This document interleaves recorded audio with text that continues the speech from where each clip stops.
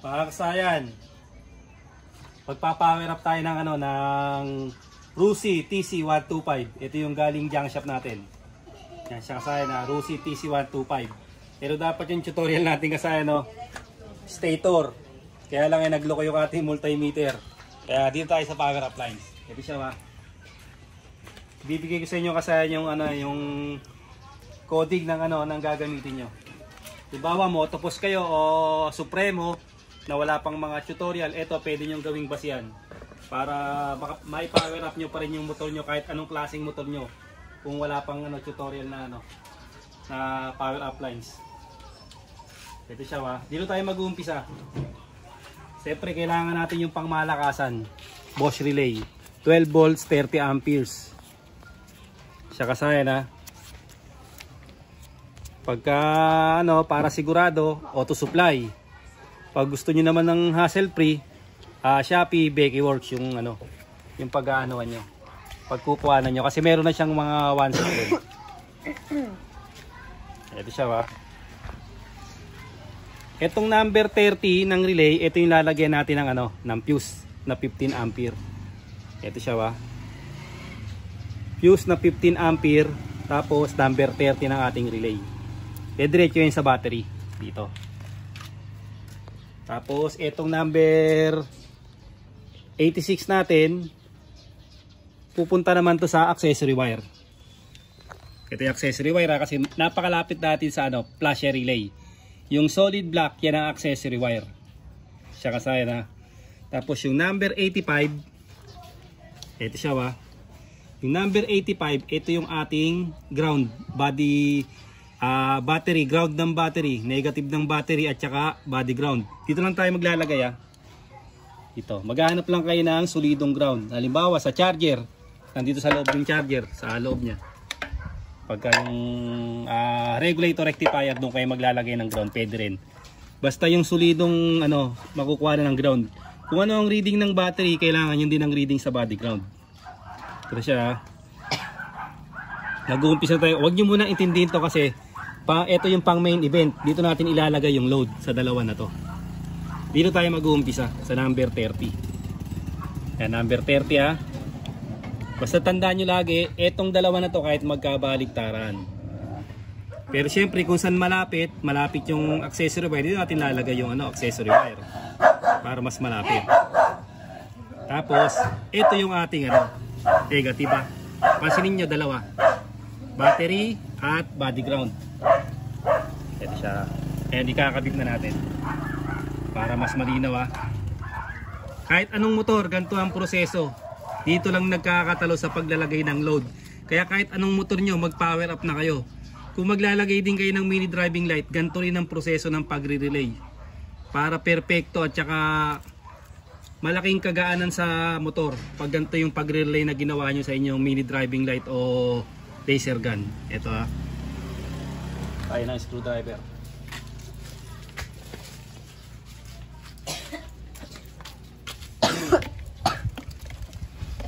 Subukan nyo kasayan, hindi kayo ipapahiya ng power up lines.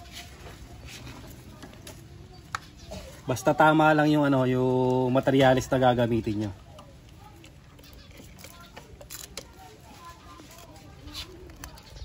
Positive ng battery, may fuse na 15 ampere, number 30.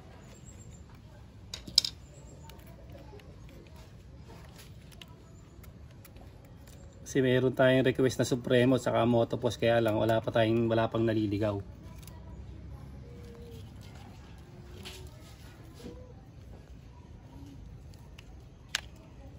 Kaya dalawang kaya dalawa yung yung fuse naka-ready sa busina. Nakaabang na sa pambusina yung isang yung isang fuse, kaya dalawa siya.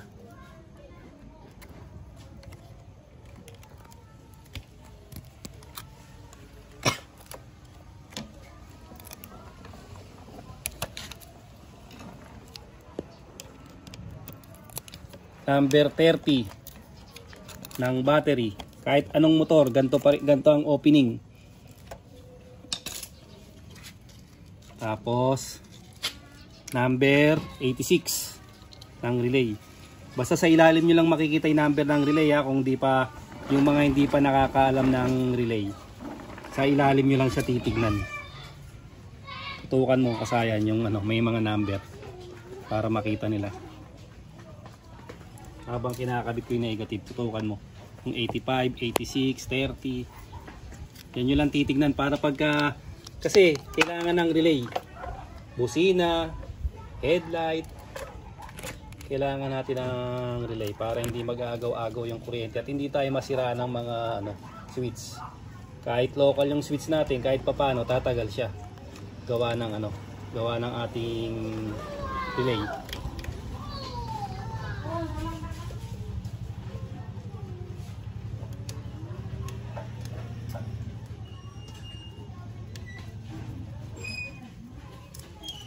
Yan yung number ha. Tandaan niya, yun yung number ng ano. Yan yung number na titingnan nyo. Okay, tutok mo na rito. Hindi na si sentro. Yun lang ang titingnan nyo kasi para pag nagbanggit ng number 30, number 85, 86, alam nyo na kagad kung saan nyo siya ilalagay. 4L lang to kasi na 4L lang yung battery natin. Halimbawa, TMX 155 yung ipa-power up mo. O, gawin mo 4L yung battery mo para mas mas malakas kahit mas maraming load.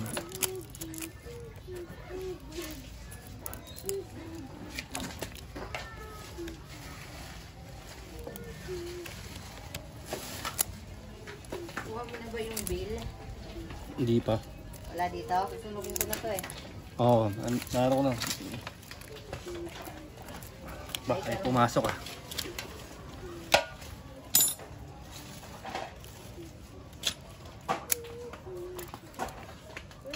Ito kami yung pinakabutas ng ano to. Yung mga tsona natin eh. Hindi natatapat yung tornilyuan. Ito. Yan. Kailangan matapat siya kasi makapal na yung ano natin.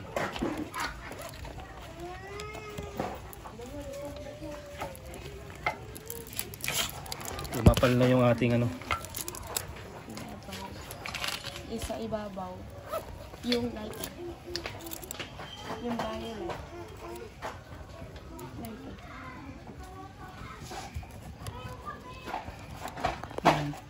Ay, pumasok. Yun. Naglag. Yan, bantayan mo to. Baka lumapit to dito. Alin muna natin. Wala na. Ayun. Ayaw, pumasok. Wala natin ang tape.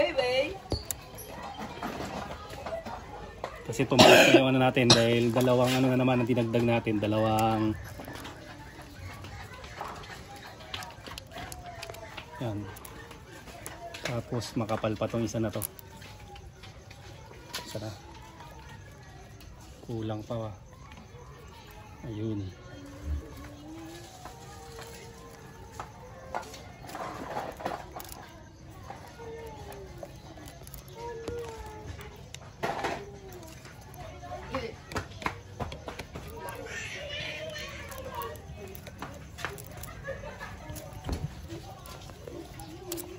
Yun, mapit na.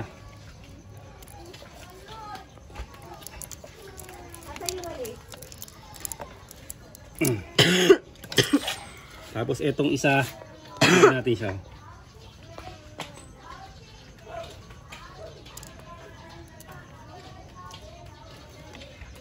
Para masigurado natin yung ground, gagamit tayo ng ano dito, voltmeter. Malalaman natin kung parehas yung ano, yung isusupply niya na ground.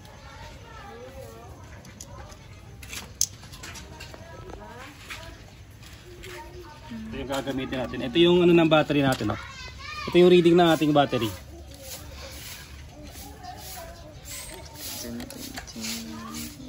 (12.6, 12.7). Dapat yung paglalagay natin ng ground, ganun din yung reading. Ito siya, yung tornilyuan na to. Pansinin nyo. Ito yung reading sa taas. 12.6, 12.6. Pitin natin ha. 12.7, 12.6. Okay. Sa battery, 12.6, 12.7. Okay, parehas. Hindi natin lalagay yung body ground. Yung isang ground na galing din sa ano, dito sa may 85 ng relay.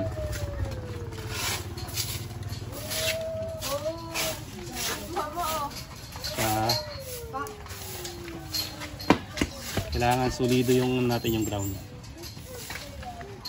Number 16 gauge ha, yung ground natin. Body ground. Gauge 16. Tapos yung ano natin, yung ano, pwede na tayo sa ano, sa 287, pwede na sa number 18. Okay. Tapos pag binuksan natin dapat ay isa pa pala 86. Ito yung sa accessory wire. Ito na may accessory wire. Pag binuway natin yung susyan, kailangan bubukas siya pag binuway lang natin yung susyan. Siya ba? Pag tinusok natin siya, kailangan hindi siya magbiblink galing flasher relay. Flasher relay. Brake light switch. Okay, hindi yan. Ito siya. Pag pinatay natin, kailangan mamamatay din siya. Pag pinatay natin susyan. Pag binuway natin, buhay din siya. Okay, ito yung ano, accessory wire. Yung kulay black, ito yun. Oh. Accessory wire, ito yung kulay black. Dito natin lalagay number 86. Ito yun. Ito, ganito na yung magiging forma niya. Dito na siya.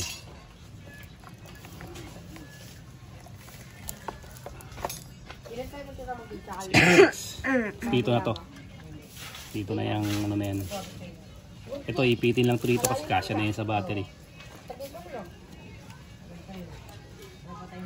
Ito na accessory wire.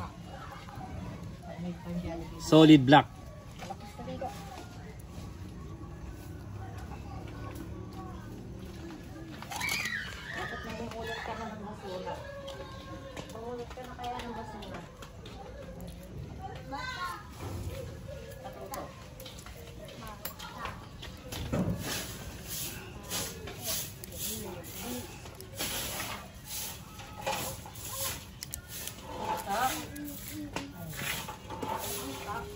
Yan na. Tapos pag binuksan natin, kailangan itong relay natin magki-click na siya. Tutok mo na lang dito. Na siya ba? Magki-click siya pagka in-open natin yung ano.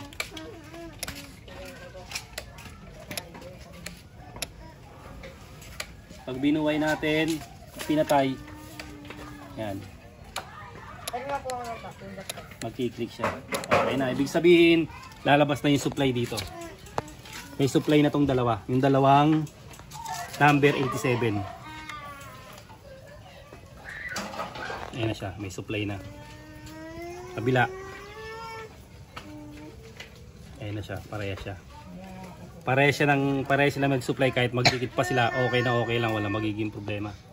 Ngayon kasi paano kung di mo naman alam yung inyong taillight? Ito siya. Ito yung taillight natin ha. Bawa motopos o kahit anumang motor, hindi nyo alam ano. Ito. Para mailagay nyo sa relay. Ito yung sasample natin ha. Ito. Ito siya ba? Ito yung ano, yung park light.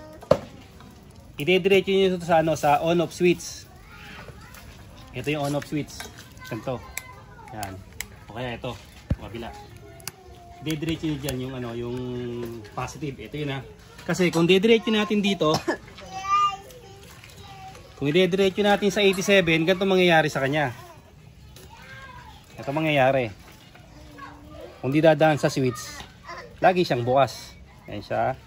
Ito yung tail light natin o yung park light. Ayan siya. Ayan siya. Kung halimbawa hindi nyo kabisado yung wire, pwede nyo kunin dito. Tapos duduktungan nyo ng wire papunta sa switch. Sa switch ha, sa switch. Pagkapunta sa switch ng isa, yung isa papunta sa relay, yung isang ano ng switch. Pero dahil nahanap natin yung wire, nasa harapan lang siya. Babalik na natin to. Kaya pag diretso natin sa 87, magiging rekta.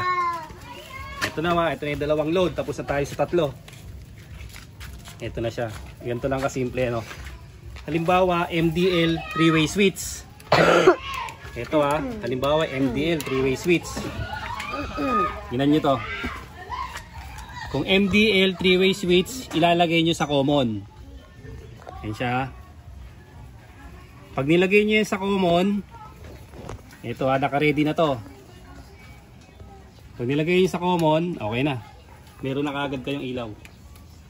Pansinin nyo nilagay natin sa switch yung 87.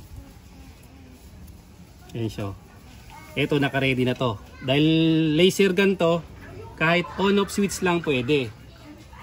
Pero kung may ini-driving light, ganito, 3-way switch, yan, kukunin nyo yung common. Yan, pag nakuha nyo yung common, iilaw na siya pag nag-on kayo. Dito to nakalagay siya sa low. Ayan siya Ayan yung ano natin, yung ating laser gun. Ito nilagay natin sa switch. Sa switch natin nilagay, tingnan nyo. Kaya kahit hindi nyo pa alam yung headlight, park light, tail light, pwede na kayo mag power up kasi itong MDL o laser gun, mailalagay nyo na ng relay. Ayan na siya. Ito siya natin. Yan yung laser gun. Tapos, ito naman yung isa pang 87. Ilagay na natin isang 87. Meron pang isa. Ito siya. Pupunta naman tayo dito sa may headlight. Siya tutukan mo dito tumutok sa mga wire. Ito siya ito yung ano niyan, yung dating ano niyan, ito yung dating switch niyan, kaya lang sira na. Pansinin nyo yung dating switch niyan, ito yung common, yung kulay dilaw.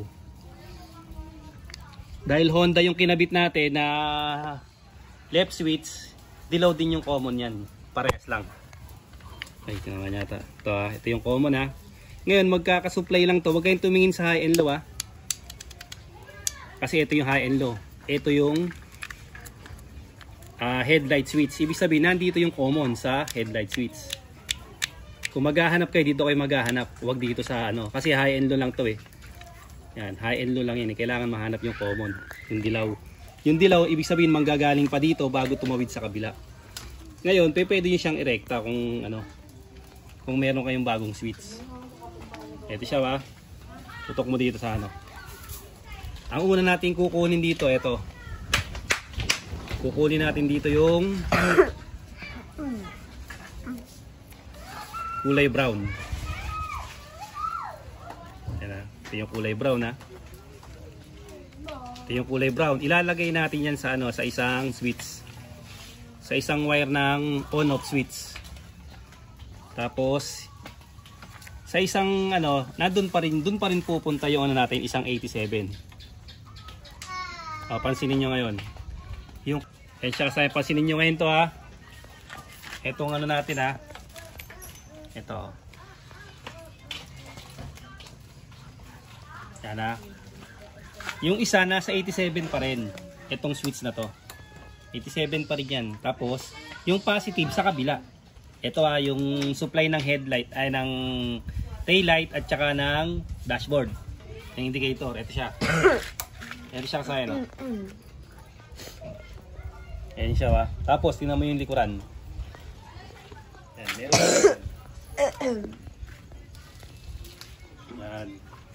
Ayan. Ayan yung park light. Kaya kasayan, kung gusto nyong ihiwalay ng switch yung headlight natin, ito naman siya yung kulay dilaw. Okay, itong dilaw na to tingnan nyo Itong kulay dilaw na to, papunta to rito sa switch. Dito siya. Yan, katulad dito. Ayan siya, yung dilaw. Pag nakuha nyo yung dilaw, nilagay nyo sa sa relay, ibig sabihin, lalabas na yung high and low. Ito yung common. Gagana na yung high and low niya. Ayan, yung high and low ng ilaw. Ito yun Ito naman yung dilaw. Yung supply ng headlight, high and low.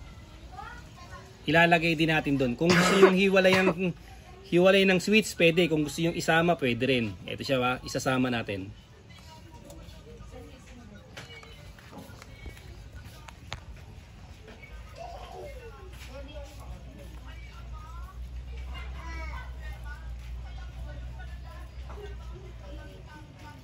Sasaya na, na-storage na naman tayo eh. Ito na siya, nakasama, ano na. Ayan o.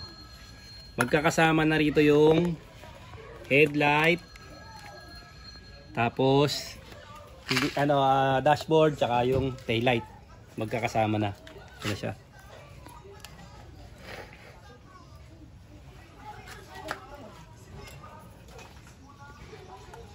Lagay muna natin.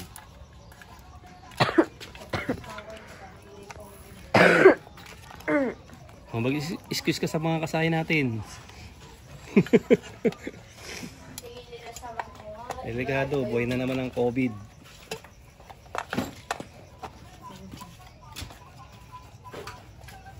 Lagyan natin kahit sa tornilyo para hindi siya ano.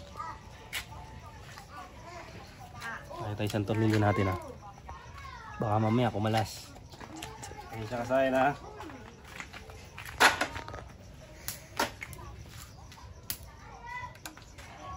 Natin wala pang gas. Gagasan muna natin. Tulog na nga to. Ha? Tulog. Nahulog?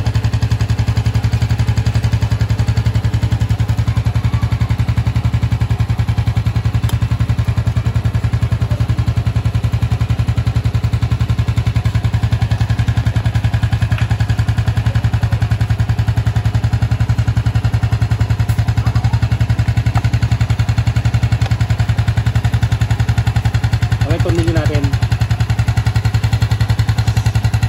Hindi yan, malaki yan. Maliit lang to. Kaya di masiguro mahulog.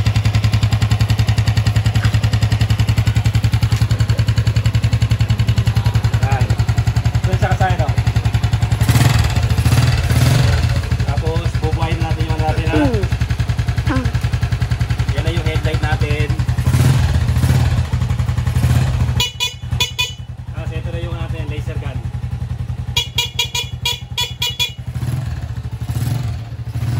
Saan tayo? Kusina.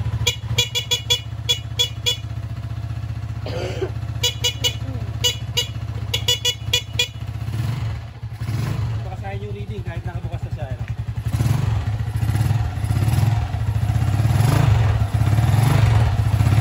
Tapos saan po, ilang yung ating battery.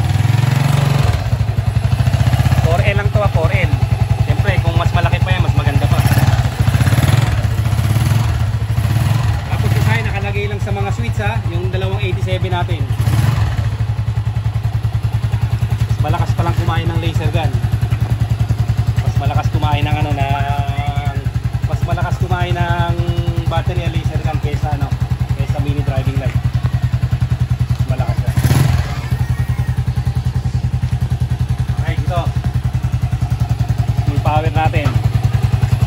Nakasaya na yung 287 na tatakbo lang sa dalawang switch lang nito. Dito Yan. Dalawang switch na tatakbo. Tapos yung isa naman kahit on off switch lang pagka laser gun, kahit on off switch lang pwede nyo gamitin. Power up na lahat yan. Naka-power up na yung yung laser gun, headlight, dashboard, tsaka taillight. Tapos yung ganito, ito nga yung kasayan pagka tinanggal nyo yung natin, yung switch natin, ito siya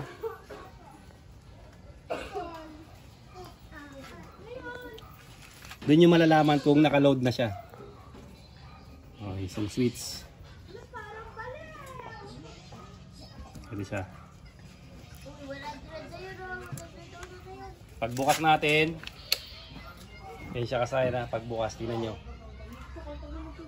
Wala siya kasaya ibig sabihin yung voltmeter natin hindi nakasama sa hindi nakasama sa power up natin. Busina, hindi nakasama sa power up. Signal light, hindi nakasama sa power up. Yun lang kasaya ng kailangan natin, headlight, park light, tsaka tail light. And pag nilagay na natin yung ating switch, makikita nyo na ngayon kung ano yung mga nakalagay sa Ayan na siya. Ayan, tatanggalin natin Ayan, tatanggalin natin buksan natin. Yan. pa. Nakapatay yung ano eh. Yan, tanggalin natin. Wala. Hindi, wag niyo isasama yung ano ha. Huwag niyo isasama kasi yung ano, yung signal light sa relay, yung busina, tapos yung brake light. Yan siya. Brake light, kita may brake light. Huwag niyo isasama sa ano, sa relay. Hindi kasama yan. Kasi hindi rin magiging maganda yung resulta kung lahat ilalagay niyo sa ano, yung buong ano ilalagay niyo sa 87. Dapat yun lang, headlight, park light, tail light. Kasi may relay na yung ano may relay na yung starter at may relay na rin yung ano natin.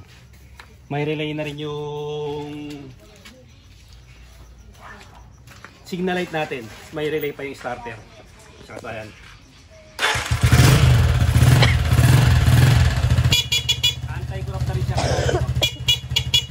Ayos sa may ano, sa may saging. Di naman sa may saging. Tutukan mo. Tukurap. Ganun lang kasayan yung pagpa-power up. Pagpa-power up ng ano, na kahit anong motor. May pwede yung power up kahit hindi nyo alam